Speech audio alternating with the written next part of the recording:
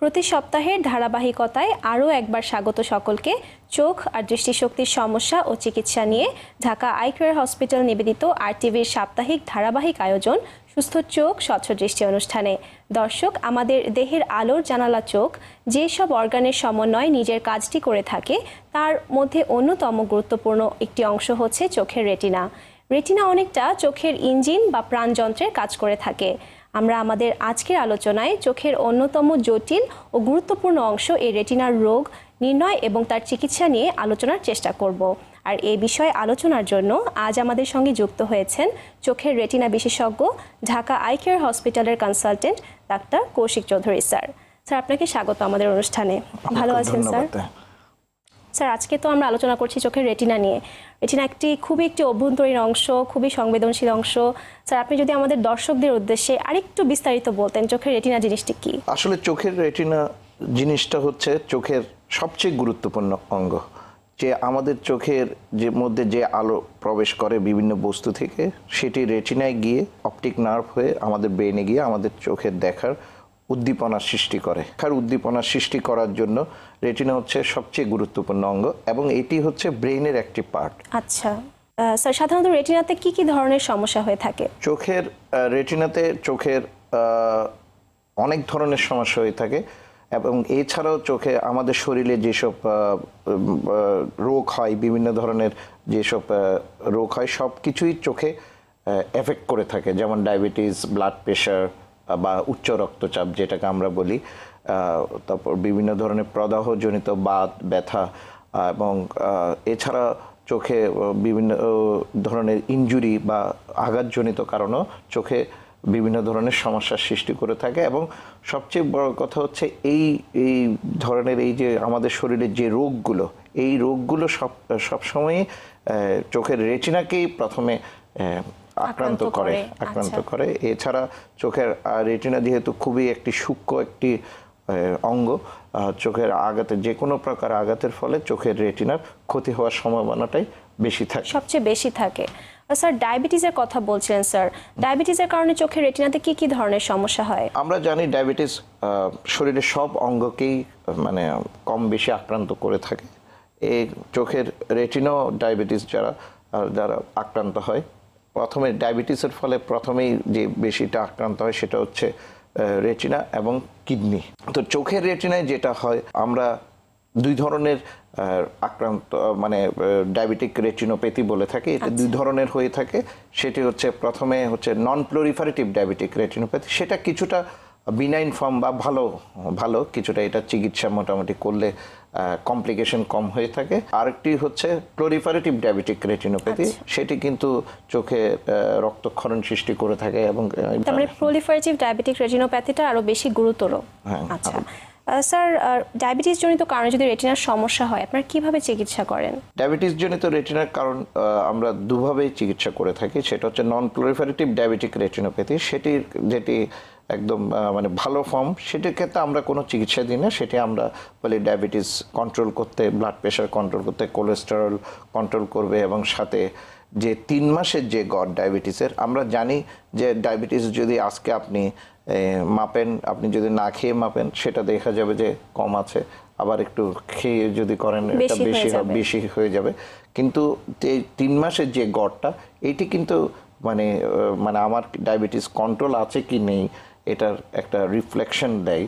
তো আমরা HbA1c বলি, এটা যদি মানে আপনার কন্ট্রোল আছে কিনা সেই জিনিসগুলো, এবং কোলেস্টেরল এবং কিডনি ফাংশন যেটা, এগুলো যদি কন্ট্রোল থাকে তাহলে মোটামুটি নন প্লোরিফারেটিভ ডায়াবেটিক রেটিনোপ্যাথি বা যেটা কিছুটা তার কিছু বিনাইন ফর্ম আছে যেগুলোকে বলে মাইল্ড এনপিডিআর, মডারেট এনপিডিআর, যদি না তার মেকুলা বা চোখের যে অংশটা দিয়ে আমরা দেখি কেন্দ্র, সেটা যদি মানে মেকুলার ইডিমা, পানি, সেখানে যদি পানি জমে সেটি যদি আক্রান্ত না হয়, তাহলে আমরা সাধারণত অবজারভেশন বা সাধারণত মানে ওয়েট করি যে এটি আপনি থেকে ডায়াবেটিস কন্ট্রোল করলে বা এই জিনিসগুলো যেগুলো বললাম এগুলো কন্ট্রোল করলে ভালো হয় কিনা।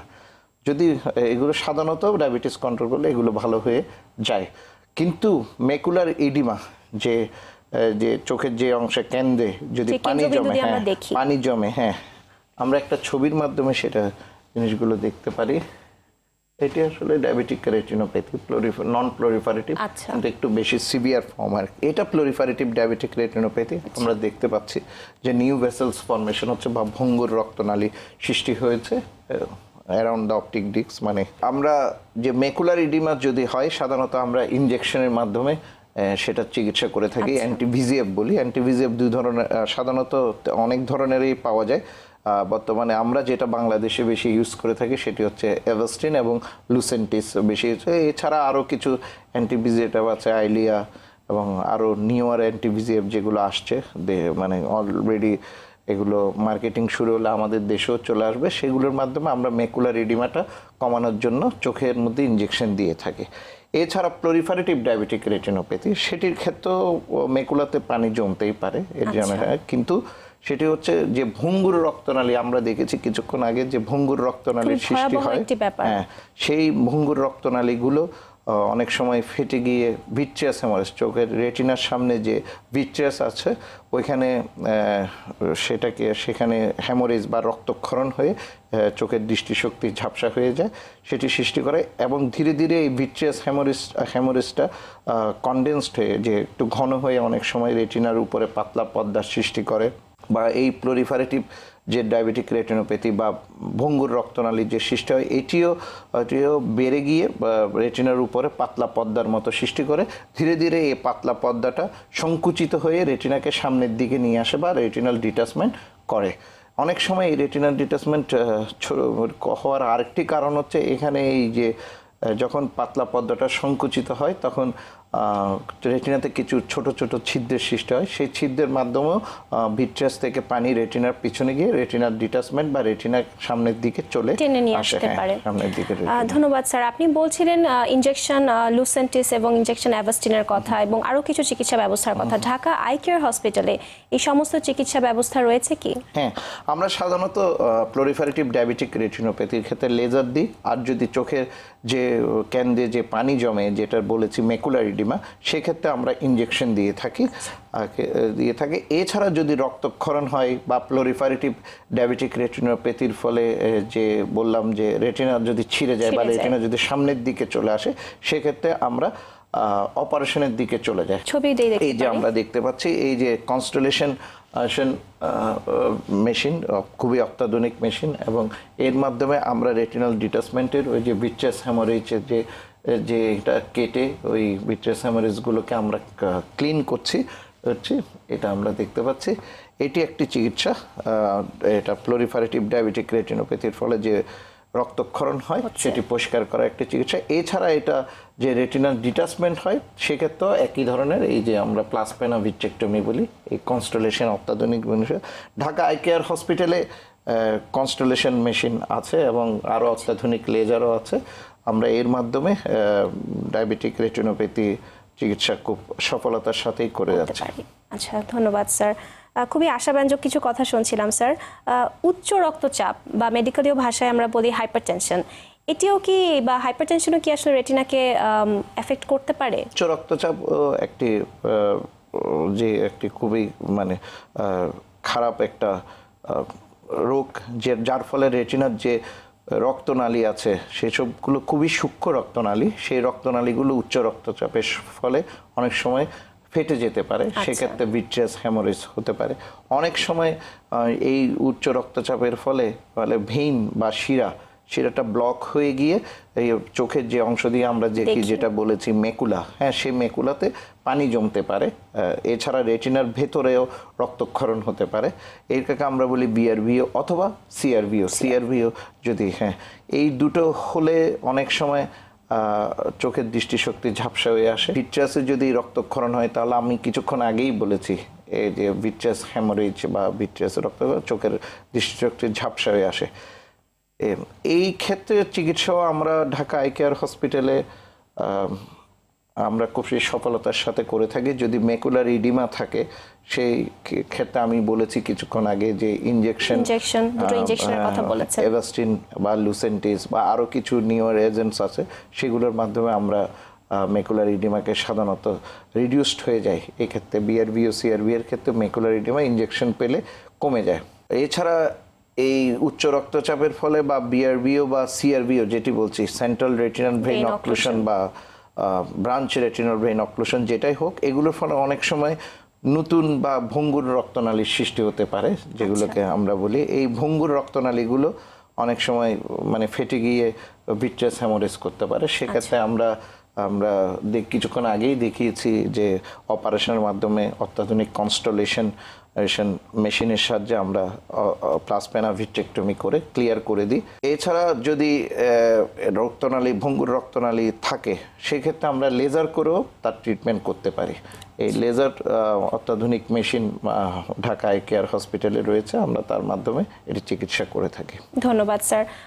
রেটিনার একটি খুবই ভয়াবহ অসুখ, যেটাকে আমরা বলি আরডি বা রেটিনাল ডিট্যাচমেন্ট, এই রোগটি আসলে কি, বা এই রেটিনাল ডিট্যাচমেন্ট কোন কোন কারণে হয়ে থাকে? হ্যাঁ, খুব গুরুত্বপূর্ণ একটি প্রশ্ন। কারণ আমি বর্তমানে যেহেতু অনেক রেটিনাল মানুষ যেহেতু অনেক সচেতন হয়েছে, যেহেতু সাধারণত এই রেটিনাল ডিট্যাচমেন্টটা হয়ে থাকে হচ্ছে যারা মায়োপিক পেশেন্ট, যাদের মাইনাস পাওয়ার পেশেন্ট, তাদের হয়ে থাকে। তাদের এই মাইনাস পাওয়ার যাদের থাকে, তাদের যেহেতু আইবলটা একটু বড় থাকার ফলে তাদের যে রেটিনার যে পেরিফেরাল অংশটা, বাইরের দিকের অংশটা অনেক সময় ডিজেনারেট হয়ে যায়। ডিজেনারেট হয়ে সেখানে ছোট ছোট ছিদ্রের সৃষ্টি হয়, এবং এই ছোট ছিদ্র দিয়ে ভিট্রিয়াস থেকে পানি রেটিনার পিছনে গিয়ে রেটিনার ডিটাচমেন্ট করে। আচ্ছা, এটা একটা।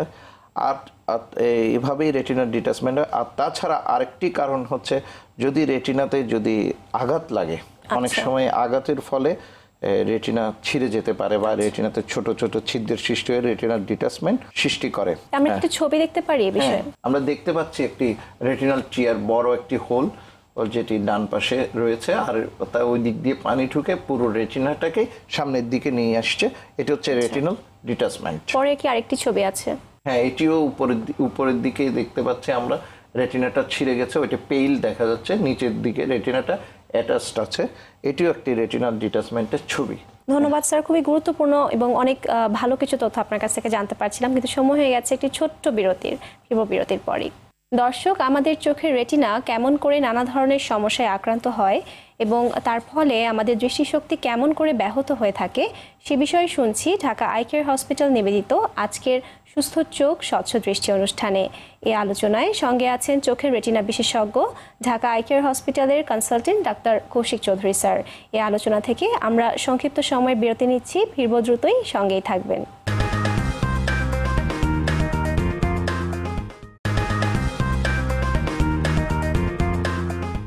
সংক্ষিপ্ত সময়ের বিরতি শেষে আবারও স্বাগত সকলকে ঢাকা আই কেয়ার হসপিটাল নিবেদিত সুস্থ চোখ স্বচ্ছ দৃষ্টি অনুষ্ঠানে।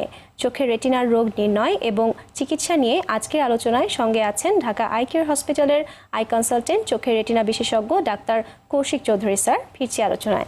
স্যার, বিরতিতে যাবার আগে শুনছিলাম চোখের রেটিনাল ডিট্যাচমেন্টের কথা।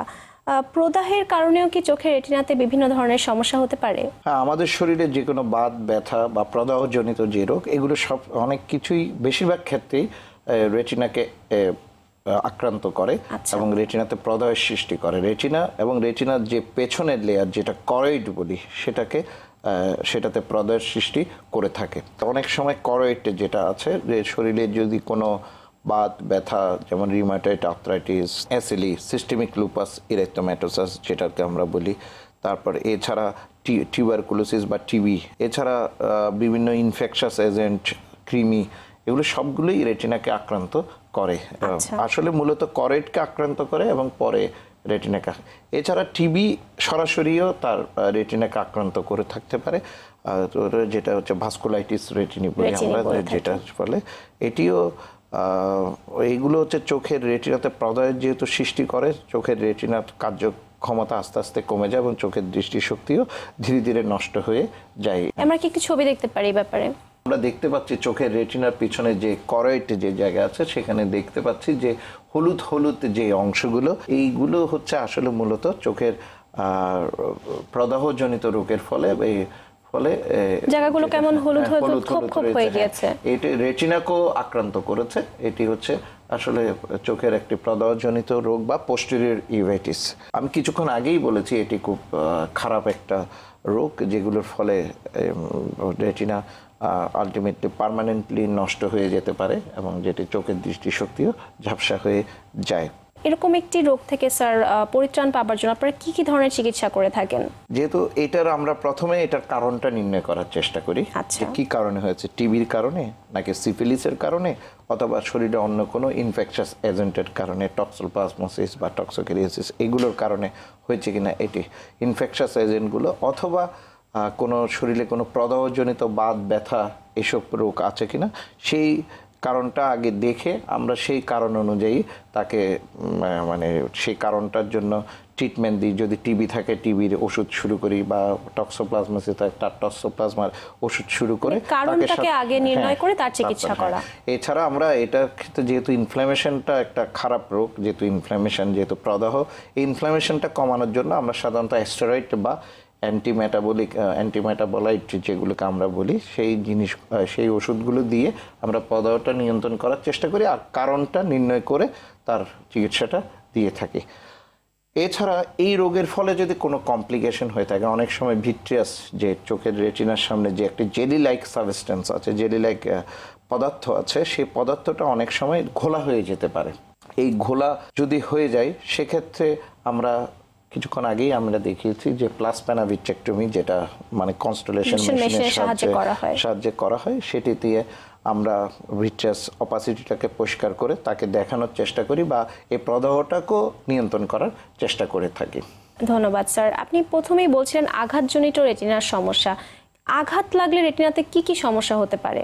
আঘাতজনিত রেটিনার ফলে প্রথম যে জিনিসটা হতে পারে, বেশিরভাগ ক্ষেত্রে রেটিনা ছিঁড়ে যেতে পারে, রেটিনার ডিটাচমেন্ট হয়। এছাড়া রেটিনাতে রক্তক্ষরণ হয়, অনেক সময় রেটিনা ছিঁড়ে গিয়ে সামনের দিকে চলে এসে তার মধ্যে লেন্সটা পড়ে যেতে পারে, চোখের যে লেন্স আছে সেটি রেটিনাতে বা ভিট্রিয়াসে ড্রপ করে যেতে পারে। এই জিনিসগুলো হতে পারে, লেন্স ড্রপ হতে পারে।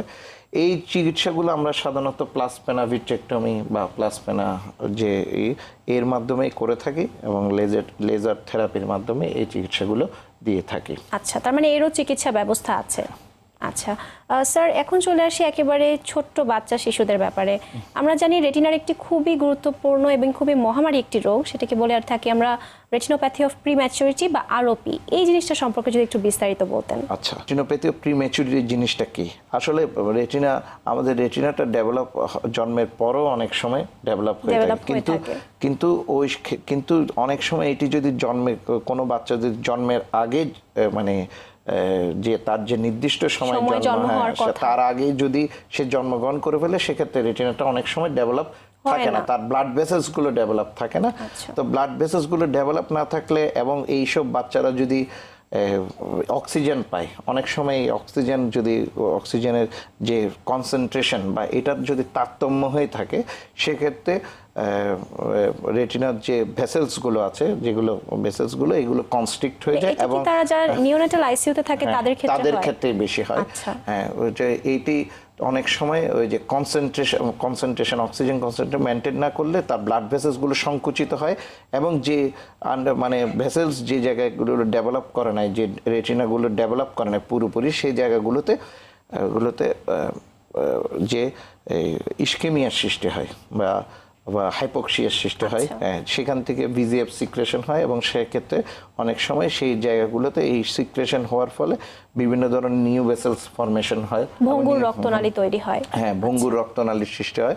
এই ভঙ্গুর রক্তনালীগুলো অনেক সময় প্লোরিফারেটিভ হয়ে বা মেমব্রেন সৃষ্টি করে রেটিনাল ডিটাচমেন্টও মানে করতে পারে। এটি হচ্ছে রেটিনোপ্যাথি অফ প্রিম্যাচুরিটি। এটা একটা ছবি দিয়ে কি আমরা দেখতে পাই? আমরা দেখতে পাচ্ছি তার রিজ দেখতে পাচ্ছি, একটা সাদা লাইন দেখতে পাচ্ছি ডান পাশে। তার অপর দিকে যে তার বাইরে যে অংশটা সেটি আসলে আন্ডার ডেভেলপড রেটিনা, যে পুরোপুরি ডেভেলপ নয়, ভেসেলস গুলো এখনো ডেভেলপিং এর দিকে যাচ্ছে। এটিও একটি রেটিনোপ্যাথি অফ প্রিম্যাচুরিটি একটি স্টেজ। আচ্ছা, পরের ছবিতে আমরা কি দেখতে পাচ্ছি? এই যে দেখতে পাচ্ছি আমরা লেজার করেছি না, রেটিনোপ্যাথি অফ প্রিম্যাচুরিটি যখন ভঙ্গুর রক্তনালী পর্যায়ে থাকে, যে সেসব জিনিসের জোন 3 স্টেজ 3 বলি, সেক্ষেত্রে আমরা এটি লেজারের মাধ্যমে সাধারণত করে আমরা দেখতে পাচ্ছি আমরা বাইরের দিকে সুন্দর করে লেজার করে রেটিনোপ্যাথি অফ প্রিম্যাচুরিটি যে চিকিৎসা তার সেটি রিগ্রেস হয়ে গেছে, এখন ভালো আছে। হ্যাঁ, এটি হচ্ছে এক ধরনের চিকিৎসা লেজারের মাধ্যমে মাধ্যমে যে জায়গাগুলো আন্ডার ডেভেলপ থাকে বা ইস্কিমিক যে জায়গাগুলো থাকে সেই জায়গাগুলো সেগুলোকে আমরা বন্ধ লেজার করে দেওয়া। দিলে তার যে ভঙ্গুর রক্তনালীগুলো ধীরে ধীরে শুকিয়ে যায় এবং রেটিনোপ্যাথি অফ প্রিম্যাচুরিটিটা রিজলভড হয়। যদি রেটিনাল ডিটাচমেন্ট হয়ে যায়, মানে ভঙ্গুর রক্তনালীগুলো প্লোরিফারেশন হয়ে, কিছুক্ষণ আগে আমি বলেছি বলেছিলেন। ডায়াবেটিসে সেগুলো যদি মানে সংকুচিত হয়ে রেটিনাল ডিটাচমেন্ট করে, তো সেই ক্ষেত্রে আমরা প্লাসপেনা ভিট্রেক্টমি, যেটা কিছুক্ষণ আগে বলেছি, মাধ্যমে অপারেশন করে সেটি চিকিৎসা করার চেষ্টা করে থাকি। আচ্ছা, শিশুদেরও তার মানে পার্সপ্লানা ভিট্রেক্টমি করা হয়? হ্যাঁ, করা হয়। আচ্ছা, এবং এই সকল চিকিৎসায় কি ঢাকা আই কেয়ার হসপিটালে আছে? হ্যাঁ, আমাদের এখানে মানে ডায়াবেটিক উচ্চ রক্তচাপ এবং retinopathy of prematurity, retinal detachment surgery, সব ধরনের চিকিৎসা আমরা করে থাকি, যেহেতু আমাদের অত্যাধুনিক কনস্টেলেশন মেশিন আছে, প্লাসপেনা ভিট্রেক্টমির জন্য লেজার মেশিন আছে। ধন্যবাদ স্যার, এত সুন্দর সুন্দর অনেক গুরুত্বপূর্ণ কিছু তথ্য আমাদেরকে দেওয়ার জন্য। আপনার এত ব্যস্ততার মাঝেও আমাদেরকে আপনি সময় দিয়েছেন, আপনাকে আবারও ধন্যবাদ জানাচ্ছি। আপনাকেও ধন্যবাদ। দর্শক, দেহের প্রতিটি অংশ যেমন একে অন্যের উপর নির্ভরশীল, আমাদের চোখও কিন্তু তাই।